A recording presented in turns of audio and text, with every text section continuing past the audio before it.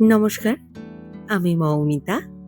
আমার কবিতা পাঠ চ্যানেলে আমার সকল শ্রোতা বন্ধু এবং দর্শক বন্ধুকে আন্তরিক শুভকামনা জানিয়ে আজকের গল্প পাঠ শুরু করছি। আজ আমি আপনাদেরকে পড়ে শোনাব প্রখ্যাত সাহিত্যিক শ্রী আশুতোষ মুখোপাধ্যায়ের লেখা একটি অসাধারণ ছোট গল্প। গল্পের নাম মদন ভস্য। আর কথা বাড়িয়ে সময় নষ্ট করছি না, শুরু করছি আজকের গল্প মদন ভস্য।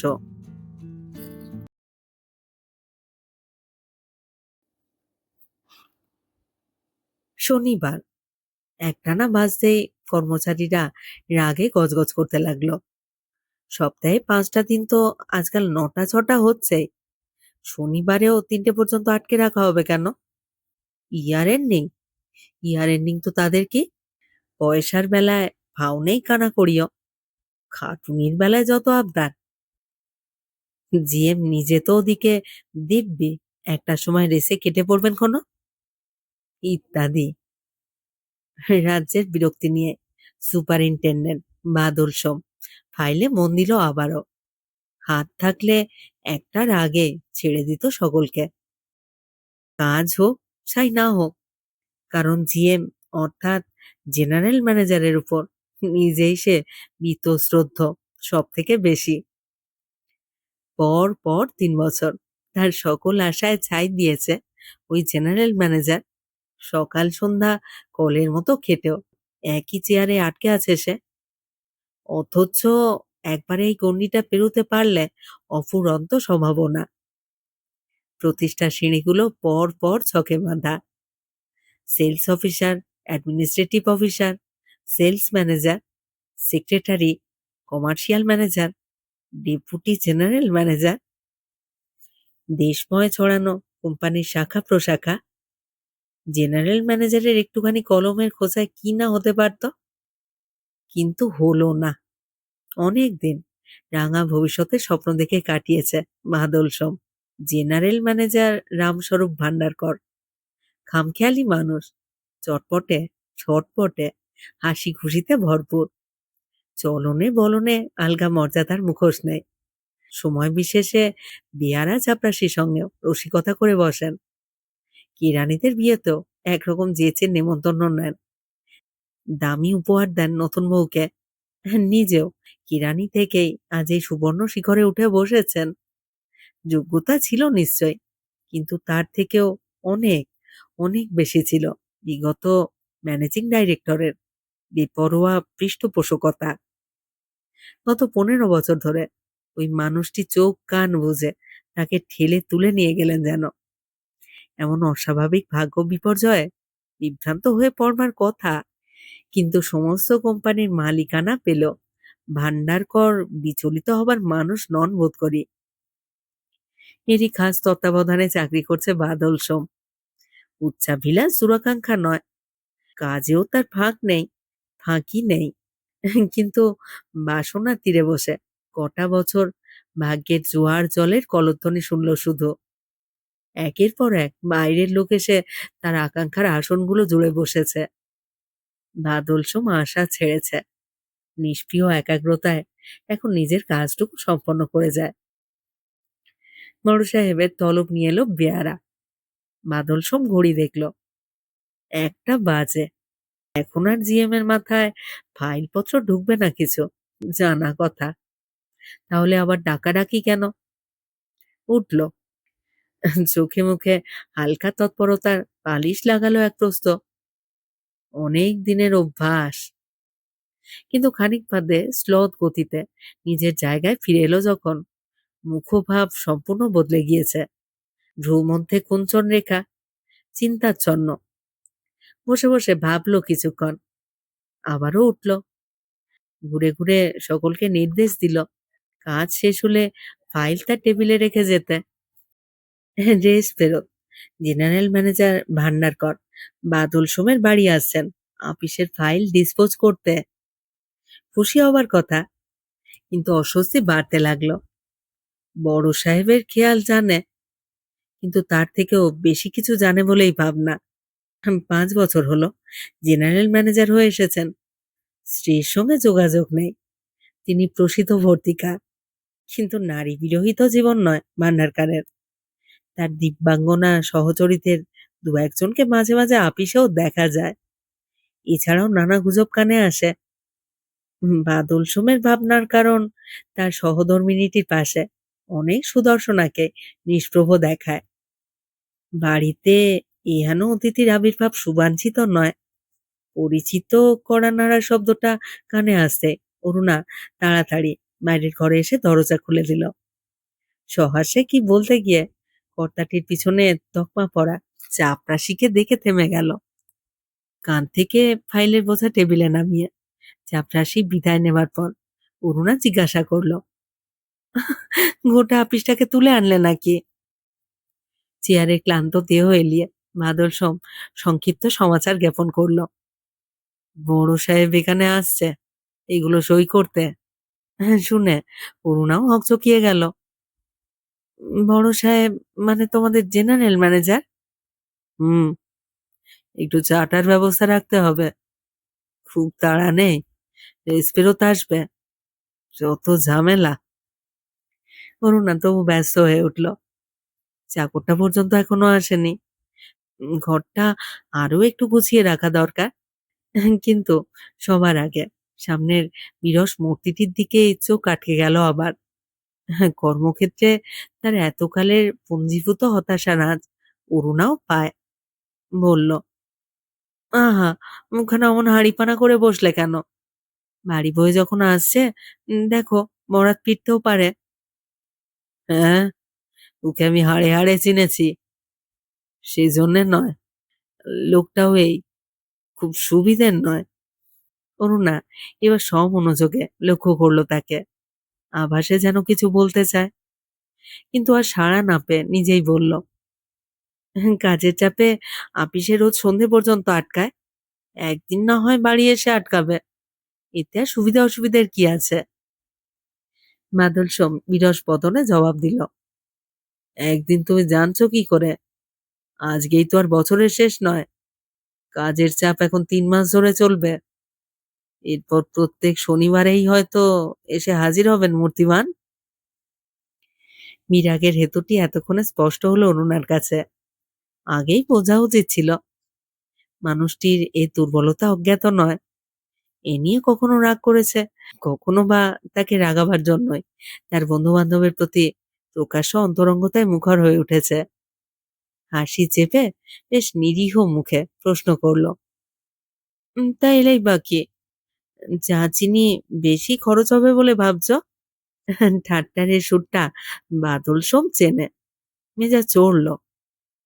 শুধু চা চিনি কেন, ঘরের পৌশুদ্ধ খরচ হয়ে যেতে পারে। লোকটাকে তো চেনো না। তোমার বউ? আরো বেশি বোকা সাজতে গিয়ে অরুণা সোম জোরেই হেসে ফেলল।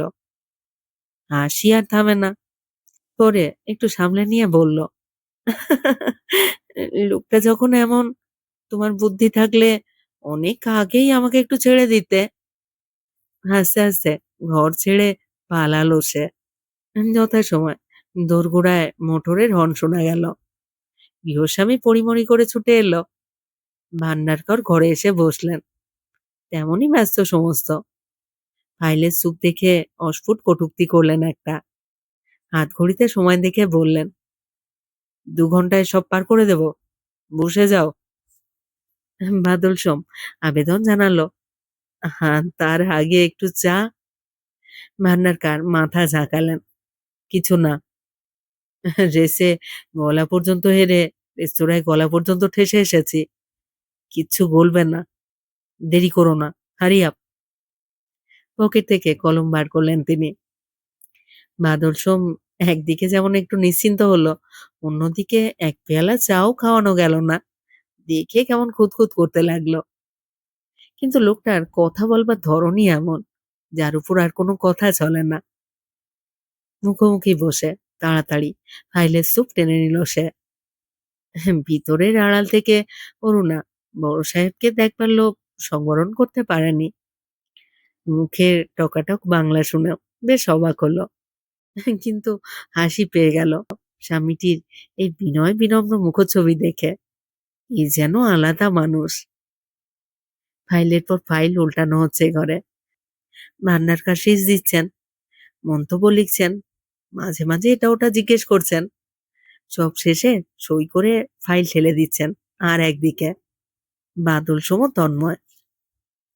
হঠাৎ দোরগোড়ায় শিশুর খিলখিল হাসির শব্দে ভান্ডারকারের কলম থেমে গেল। বাইরে থেকে দুখানি শুভ্র নিটোল বাহু তাকে আটকাতে চেষ্টা করেও পারল না। টলতে টলতে এবং পড়তে পড়তে ক্ষুদ্রকায় শিশু ঘরে প্রবেশ করলো। খালি গা, মুখে বুকে দুধের দাগ। দুধ খেতে খেতে এক ফাঁকে মায়ের হাত ছাড়িয়ে পালিয়ে এসেছে। একটু নিরাপদ ব্যবধানে এসে পরম কৌতুকে ঘাড় কাত করে সে অনুসরণকারিনীর দূরত্বটুকু বুঝে নিতে চেষ্টা করলো। এদিকে ছেলের বাবা ছেলেকে একটা তাড়া দেবে কিনা ঠিক বুঝে উঠছে না। কারণ ভান্ডারকার সাগ্রহের দৃশ্যটি দেখছেন চেয়েছে। টক করে চেয়ার ছেড়ে উঠে ছেলেটিকে যেন লুফে নিয়ে এলেন তিনি। টেবিলে ছড়ানো কাগজপত্রের উপরে তাকে বসিয়ে দিলেন। হঠাৎ এভাবে আক্রান্ত হওয়ার জন্য শিশুটি প্রস্তুত ছিল না। ঘাড় ফিরিয়ে বাবাকে হাসতে দেখে তবু কিছুটা আশ্বস্ত হলো। ভান্ডারকার উচ্ছ্বাসে ফেটে পড়লেন যেন। তোমার ছেলে? তোমার ছেলে? ছেলের বাবা ঘাড় নাড়ল। তাহারই বটে। এবারে বসে বসে দু হাতে তিনি শিশুটিকে একেবারে মাথার উপর তুলে ফেললেন। ছোটখাটো ঝাঁকুনি দিলেন গোটা দুই। কোলের উপর নামালেন।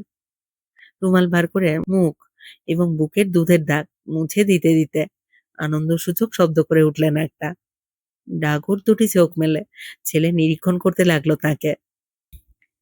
তাৎপর্য? খারাপ লাগছে না, কিন্তু জিপটি তুমি কে হে বাপু? আর এক দফা আদরের চোটে ব্যতিব্যস্ত হয়েও এবারে সে কলোচ্ছ্বাসে হেসে উঠল। ভান্ডারকার চেয়ারের হাতলের উপর বসালেন তাকে। দেখলেন আবারও। সোমের দিকে তাকালেন। ঈষৎ বিস্ময়ে বলে বসলেন, তোমার তো দেখছি আমার মতোই হতভাগা মার্কা চেহারা, কিন্তু হেসে ফেললেন। আচ্ছা, তোমার বউকে দেখবো, ডাকো তাকে। 4 আঙুল জিভ কেটে দরজার আড়াল থেকে অরুণা সরে পড়ল। বিব্রত হাসে ঘাড় নেড়ে বাদল সোম তাড়াতাড়ি ভিতরে এসে খবর দিল, ব্যাটা ঠিক ডেকেছে, জানতুম ডাকবে, একবার এসো। অরুণার রাগও হচ্ছে, হাসিও পাচ্ছে। যাব না, যাও, ওই দোষী ছেলের জন্যই তো।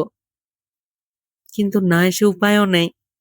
ছেলে কোলে শশব্যস্তে দাঁড়িয়ে উঠলেন Bhandarkar. Good evening madam, good evening, বসো বসো, ডেকে বিরক্ত করলাম না তো? স্মিত হাসে অরুণা জবাব দিল, বিরক্ত হব কেন? ভান্ডারকারের দুই চোখ তার মুখের উপর সংবদ্ধ থাকে কিছুক্ষণ। পরে সোৎসাহে হাসতে লাগলেন তিনি। দেখলে সোম, আমার ইমাজিনেশন, তোমার এমন ছেলে বউ, অথচ আমি জানতুম না তো। বাদল সোম মনে মনে কটূক্তি করলো একটা, মুখে হাসলো। ওদিকে শিশুটির ভারী ইচ্ছে টেবিলের উপর থেকে সাহেবের ঝকঝকে কলমটা নিয়ে একটু নাড়াচাড়া করে দেখে। সেদিকে হাত বাড়াতে অরুণা কলম তুলে নিয়ে মালিকের হাতে দিল। পরে সহজ হাসে জিজ্ঞাসা করলো, একটু চা আনি? চা? চা ভালো জিনিস, আনো, কিন্তু শুধু চা। অরুণা উঠে গেল। ভান্ডারকারে চোখ দুটো অনুধাবন করলো তাকে। বাদল সব দেখলো। বুড়ো চাকর চায়ের ট্রে পৌঁছে দিতে ছেলেটি এবার তার কোলে ঝাঁপিয়ে পড়ল। আজ তাকে বেড়াতে নিয়ে যাওয়া হয়নি, সেটা এতক্ষণে খেয়াল হলো বোধ হয়। অরুণা চা ঢেলে দিল। ভান্ডারকার একাই আসর জমিয়ে রাখলেন অনেকক্ষণ। এত বড় অফিসারের লঘু চপলতায় অরুণা বেশ জোরে হেসে উঠেছে এক একবার।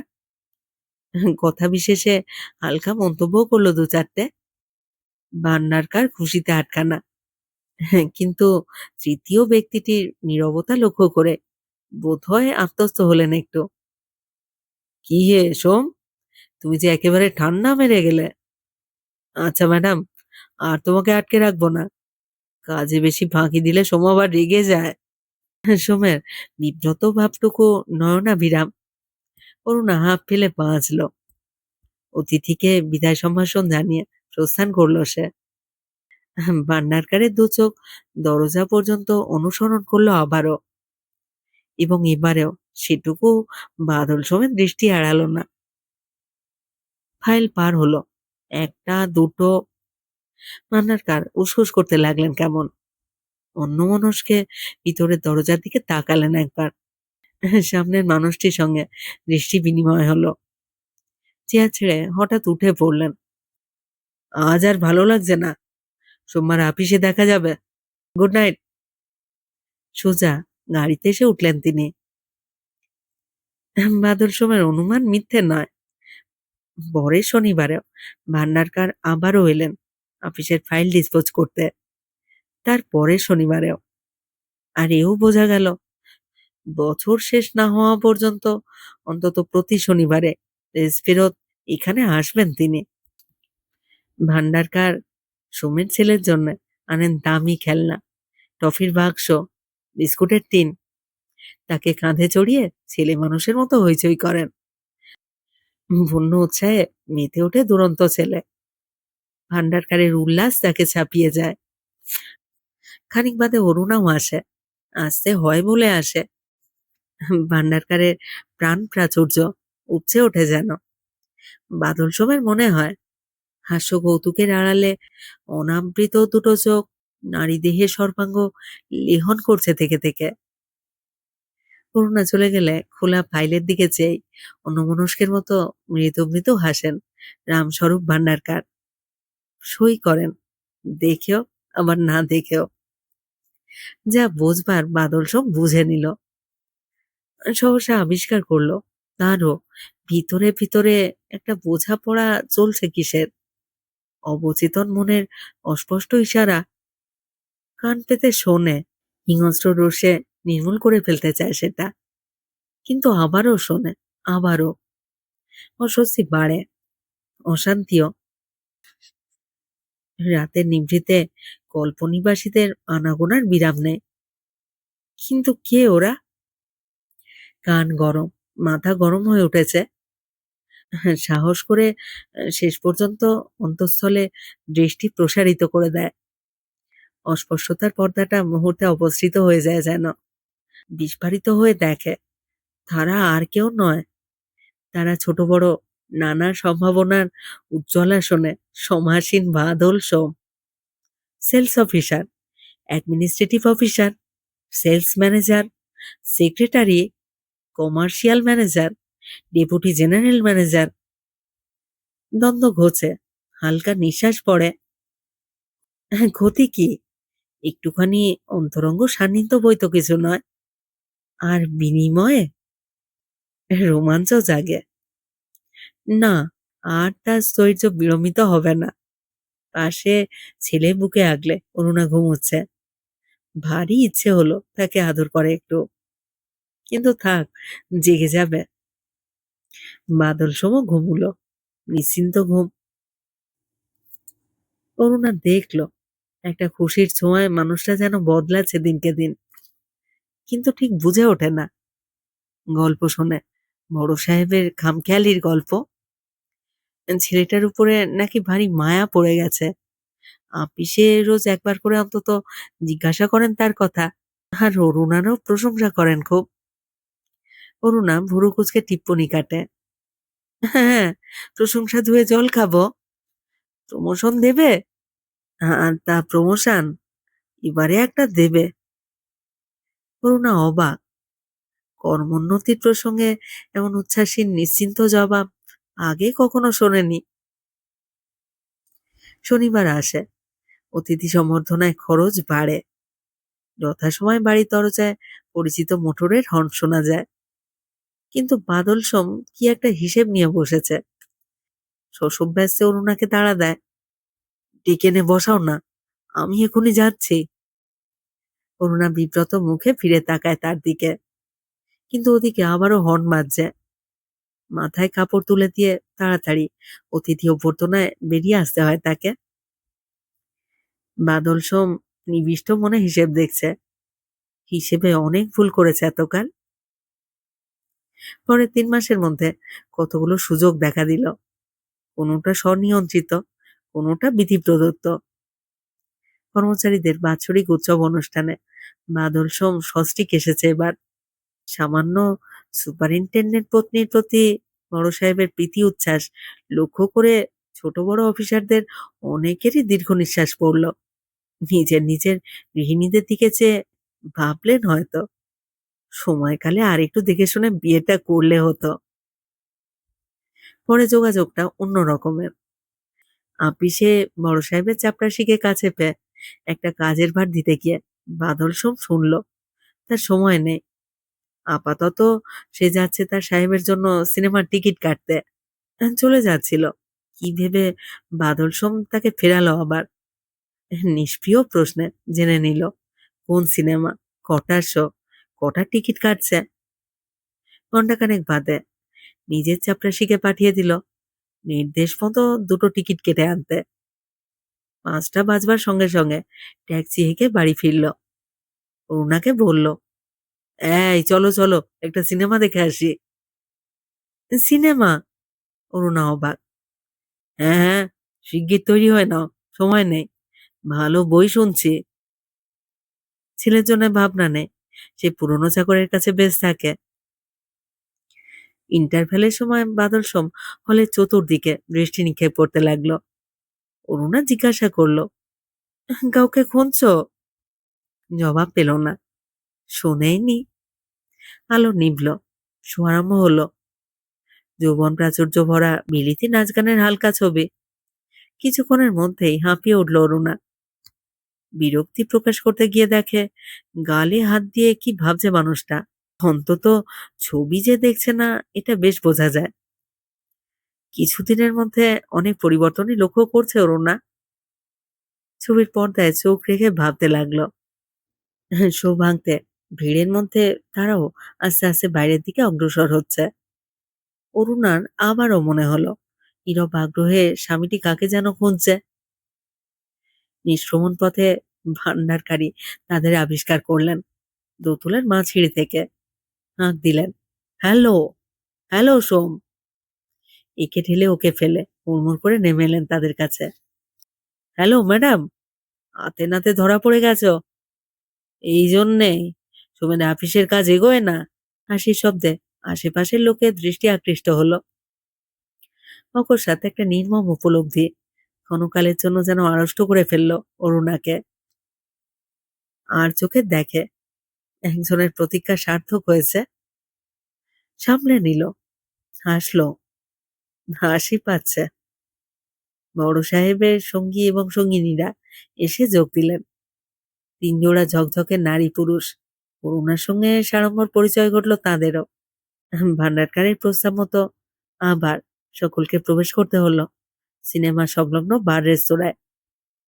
সম্মিলিত হাস্যবন্ধনের মধ্যেও বাদল সোমের দৃষ্টি নিবদ্ধ অপর ৩টি মহিলার প্রতি। বিগত স্ত্রী নয়, বিগত যৌবনা। স্বস্তির নিঃশ্বাস ফেলল। ওজনের তার দিকটাই অনেক ভারী। রাস্তার উল্টো দিকে সারি সারি মোটর দাঁড়িয়ে। সঙ্গী এবং সঙ্গিনীরা বিদায় নিলেন। নিজের গাড়ির দরজা খুলে দিলেন ভান্ডারকার। এসো ম্যাডাম, তোমাদের পৌঁছে দিই। মোটর ছুটছে। এপাশে বাদল সোম, মাঝখানে ভান্ডারকার এবং ওদিকের কোণে অরুণা। স্বল্প পরিসর, সপ্রগল্ভ সান্নিধ্য। ভান্ডারকার মুখর হয়ে উঠলেন আবার। অরুণার কানে ঢুকছে না বর্ণ। একটা নগ্ন প্রত্যাশার আঁচ এসে যেন সারা গায়ে বিঁধছে তার। বাড়ি ফিরে অরুণা সাধাসিধে প্রশ্ন করল, তোমাদের বড় সাহেবও ছবি দেখতে আসছে, এ তুমি আগে থেকেই জানতে তো? মাদল সোম শুকনো মাটিতে আছাড় খেল যেন। স্বীকার করল, জানতো। হেসে সংকোচ কাটাতে চেষ্টা করল, লোকটা আসলে কিন্তু খারাপ নয়। মিশে দেখছো তো? তার চোখে চোখ রেখে অরুণা শান্ত মুখেই মাথা নাড়ল। দেখছে, দেখছে। ঠোঁটের ফাঁকে হাসির আভাস। আরো অনেক কিছু দেখছে। ক্ষুদ্র জবাব দিল, হুম, নিজের বউকে দেশে ফেলে রেখে আর 5টা মেয়ে নিয়ে এখানে ফুর্তি করে বেড়াচ্ছে। এই বা এমন কি খারাপ? দিন কতক পরে বড় সাহেবকে মধ্যাহ্ন ভোজনে নিমন্ত্রণ করে এসেছে বাদল সোম। বাঙালি খানা খানা করে লোকটা নাকি পাগল। অরুণার হাতের কাজ থেমে গেল। নিঃশব্দে চেয়ে রইল কিছুক্ষণ। হঠাৎ জিজ্ঞাসা করল, তোমাদের বড় সাহেব মাইনে পান কত? 1000 হবে। কেন? অরুণা হাসল। আর তুমি পাচ্ছ না? দিনকাল বদলে গেল দেখছি। কোনদিন আবার না বাঙালি খানার জন্য সাহেব তার আর্দালিকে ধরে বসে। দুর্বলতা আছে বলে কটাক্ষ সহ্য হলো না। রুক্ষ কণ্ঠে জবাব দিল, ছেলেটার মায়ায় বাড়ি আসে যখন তখন, নইলে ওর মতো লোক আসাটা ইয়ার্কির কথা নয়। অরুণা জবাব দিল, মায়াটা ছেলের উপর না ছেলের মায়ের উপর ভালো করেই জানো। ঠিক আছে, নিয়ে এসো। স্পেশাল কি রাঁধবো বলো? কলজের কালিয়া? আস্তে আস্তে প্রস্থান করলো অরুণা। নিমন্ত্রণ সুসম্পন্ন হলো, কিন্তু এখানেই শেষ নয়। দিন যায়, বছরও শেষ হয়ে এলো, প্রতীক্ষারও শেষ লগ্ন। ঘরের মধ্যে ক্রমশ একটা ব্যবধান সৃষ্টি হচ্ছে, বাদল সোম উপলব্ধি করতে পারে। কিন্তু লোভ দানবের হাতে চলার লাগাম থামবে কি করে? 2 দিন বাদে সেলস অফিসার হতে যাচ্ছে, সবে তো শুরু। শনিবারের বিকেল, ছেলেটা সেই থেকে বিরক্ত করছিল বলে তাকে চাকরের সঙ্গে বেড়াতে পাঠিয়ে দিয়েছে অরুণা। ঘড়ি দেখল, আদরের অতিথি একটু বাদেই এসে পড়বেন। আদরের অতিথি একটু বাদেই এসে পড়বেন যেন মানুষটা এখনো ফেরেনি। অফিসের পেয়ারা এখনো চিরকুট এনে দিল হাতে। মর্মার্থ, বিশেষ জরুরি কাজে আটকে গেছে, ফিরতে একটু দেরি হবে। বড় সাহেবের অভ্যর্থনায় যেন ত্রুটি না হয়, এবং তার ক্ষণকালের অনুপস্থিতি তিনি যেন মার্জনা করেন। 4000 টাকা মাইনের বড় সাহেব বাড়ি আসবে যেন, আপিসের পর কাজে আটকে গেছে।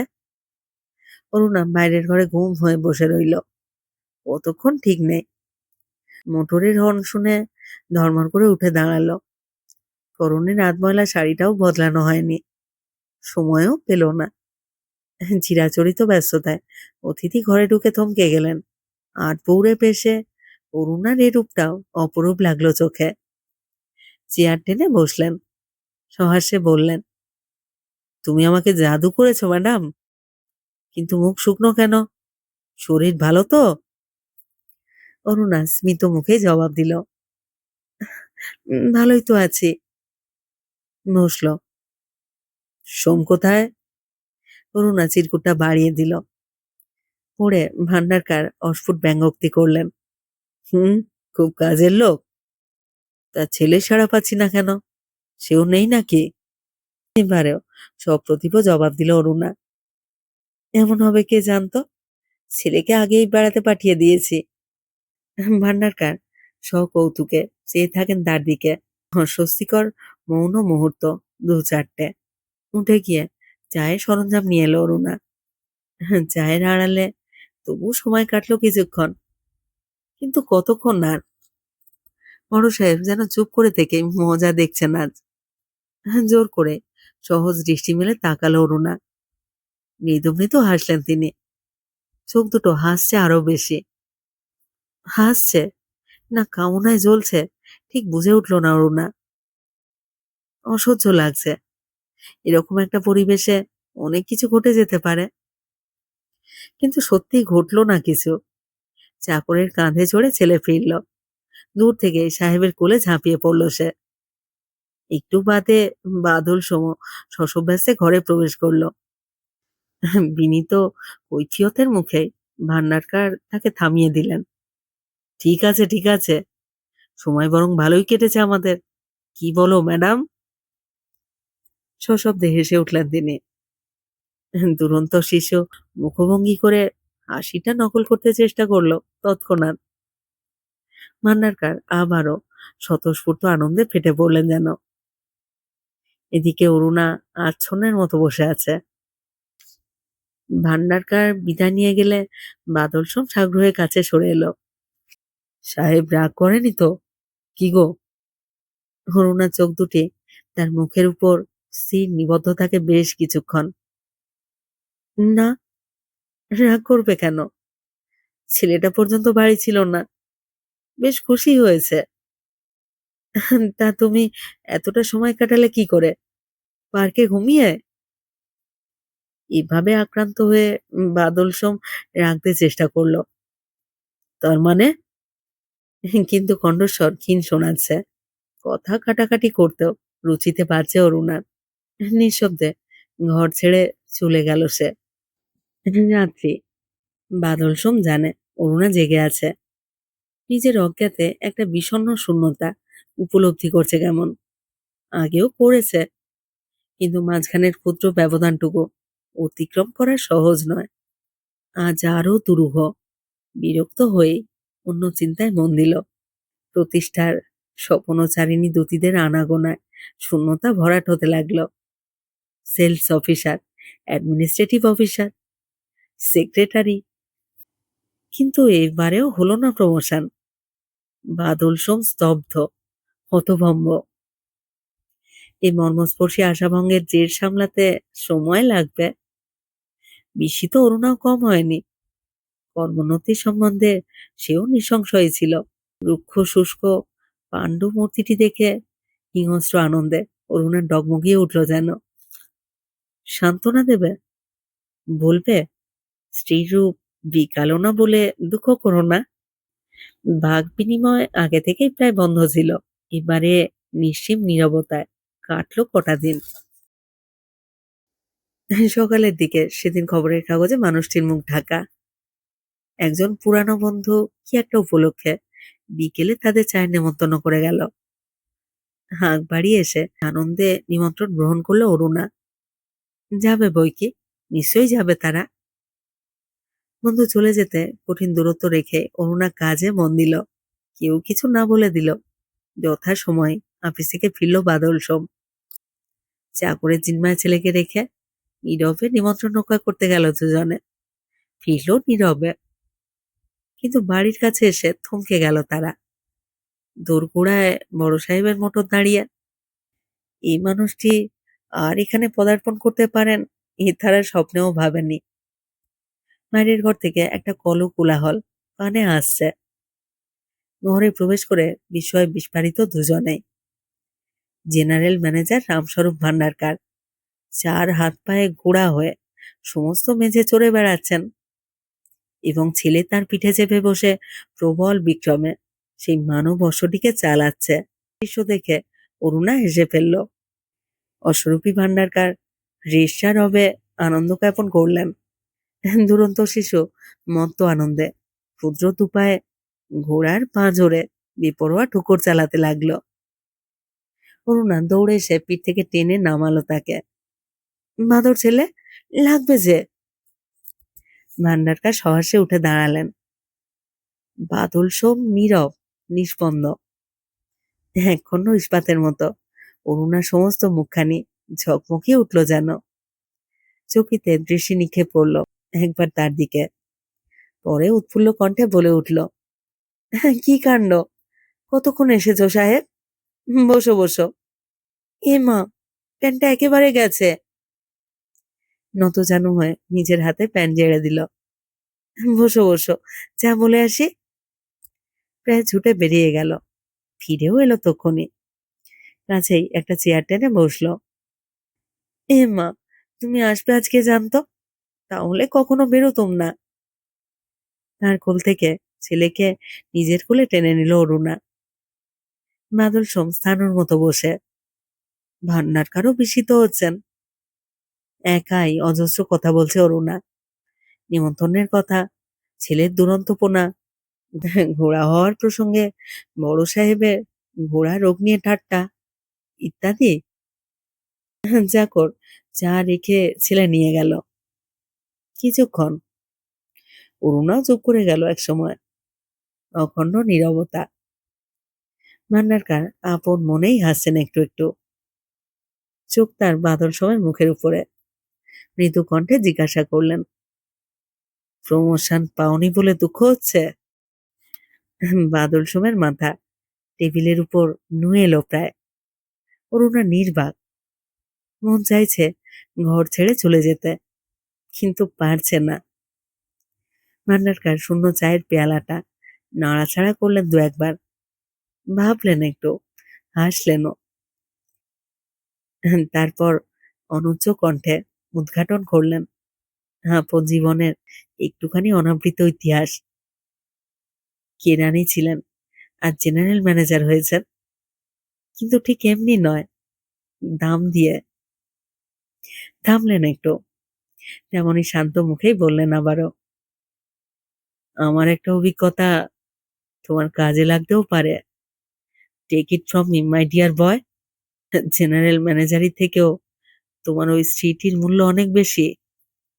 প্রমোশন পেলে কথাটা তোমার মনে থাকতো না। ঘড়ি দেখলেন। আচ্ছা, গুড বাই। হালকা শীষ দিতে দিতে নিষ্ক্রান্ত হয়ে গেলেন তিনি। স্থগিতের জন্য মানুষটির অন্তঃস্থল পর্যন্ত দেখা গেল যেন সর্বগ্রাসী শূন্যতা আর সাহারার তৃষ্ণা। বোবা নৈশব্দে ঘরটা ভরে উঠেছে। প্রতিটি মুহূর্ত যেন মুগুরের ঘা দিচ্ছে বাদল সুমের বুকে। মুখ তুলল অরুণা মূর্তির মতো বসে। কঠিন ব্যবধান। ছেলে ঘরে প্রবেশ করল, হেলে দুলে এসে দাঁড়ালো দুজনের মাঝখানে। সকৌতুকে নিরীক্ষণ করে দেখতে লাগলো দুজনকেই, একবার বাবাকে, একবার মাকে। সন্তর্পণে একটা নিঃশ্বাস উন্মোচন করলো বাদল সোম। অরুণার মুখে স্নিগ্ধ মাধুর্য নেমে আসছে আবারও। ব্যবধান অনতিক্রমণীয় নয়, মাঝে ক্ষুদ্র শিশু, ক্ষুদ্র সেতুবন্ধ।